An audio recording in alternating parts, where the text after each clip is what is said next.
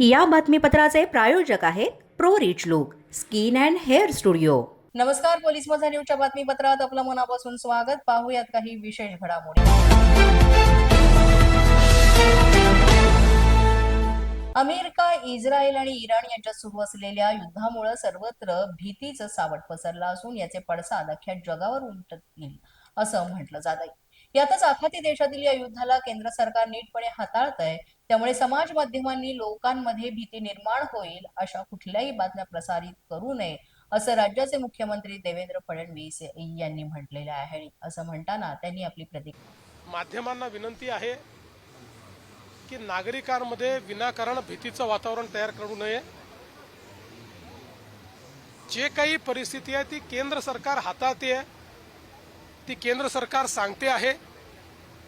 विनाकारण वेगवेगळ्या बातम्या दाखवून हे घडणार ते घडणार ते घडणार असं सांगून नागरिकांच्या मनामध्ये भीती आणि संभ्रम तयार करणं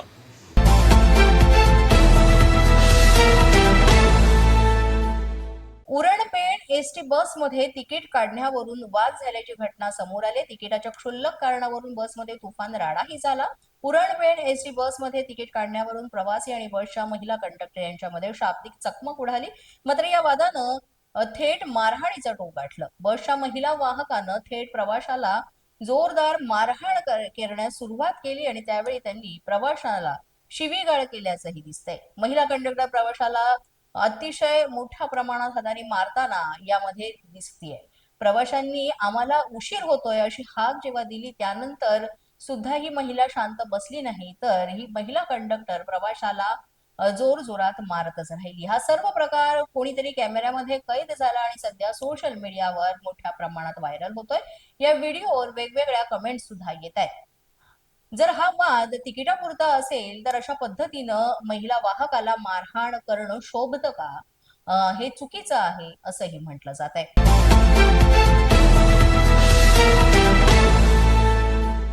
मुंब्रा येथील सोशल मीडिया इन्फ्लुएन्सर बाबा उर्फ नदीम खान याच्या घराबाहेर गोळीबार करण्यात आला होता। याबद्दलची माहिती मिळाली असता पोलिसांनी खबरांच्या आधारे गोळीबार करणारे कोण आहेत याचा शोध लावलेला आहे। गोळीबार करणाऱ्यांच्या जो ठाव ठिकाण आहे तो लागला असता पोलीस आरोपींना पकडण्यासाठी गेले होते आणि त्याच वेळी आरोपींनी पोलिसांवर सुद्धा गोळीबार केल्याची घटना घडली। या आरोपींनी पोलिसांवर 5 गोळ्या झाडल्या, मात्र पोलिसांनी शिताफीनं एका आरोपीला यामध्ये पकडलेला आहे। शहाबाज असं या आरोपीचं नाव आहे। त्याचा साथीदार पळून गेला असून त्याचाही शोध सुरू आहे।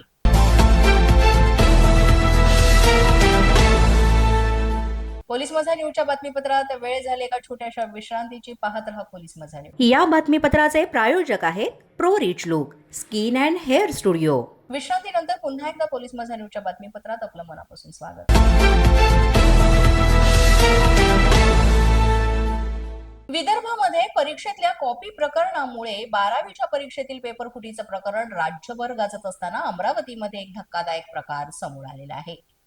2 जणांनी चक्क घरी बसून 10वीचा पेपर लिहिलेला आहे अशी बातमी मिळते आणि या प्रकरणाचा भांडाफोड कसा झाला, हे कॉपी बहादरांना पाठीशी घालणाऱ्या शिक्षकांवर कोणती कारवाई झाली, या सगळ्या गोष्टी आता हळूहळू बाहेर येत आहेत। अमरावतीतल्या दोघांनी चक्क घरात बसून 10वीचा इंग्रजीचा पेपर लिहिलेला आहे। संपूर्ण शिक्षण वर्तुळामध्ये या प्रकारामुळे खळबळ उडालेली आहे आणि आश्चर्य सुद्धा वाटत आहे की अमरावतीच्या अंजनगाव सुर्जी इथं इंग्रजी विषयासाठीच्या 2 उत्तर पत्रिका शाळेतील 2 जण स्ट्रॉंग रूम मध्ये घेऊन जातानाची तक्रार पोलिसात नोंदवण्यात आली होती। पोलिसांनी या प्रकरणी एका अल्पवयीन विद्यार्थ्यासह पालकांना सुद्धा ताब्यात घेऊन चौकशी सुरू केली। चौकशी दरम्यान मिळालेली माहिती सुद्धा धक्कादायक आहे। यामध्ये 2 विद्यार्थ्यांनी चक्क घरात बसून 10वीचा पेपर लिहिलाय। त्यातील एक विद्यार्थी प्रतिष्ठित राजकीय वर्तुळातल्या व्यक्तीच्या घरातील असल्याचं समजतंय, मात्र यालाही ठोस पुरावे नाहीत। या प्रकरणी पोलिसांनी गटशिक्षण अधिकारी सुधीर खोडे यांना शनिवारीच अटक केली होती, तर विस्तार अधिकारी सुशील अभ्यंकर एक पालक अजूनही फरार आहेत। आता कोऱ्या उत्तरपत्रिका विद्यार्थ्यांकडे कशा पोहोचल्या, तसंच या सगळ्या प्रकरणात कोणाकोणाचे हितसंबंध गुंतलेले आहेत आणि यामध्ये कोण कोण दोषी ठरणार आहे याचा पोलीस कसून शोध घेत आहेत।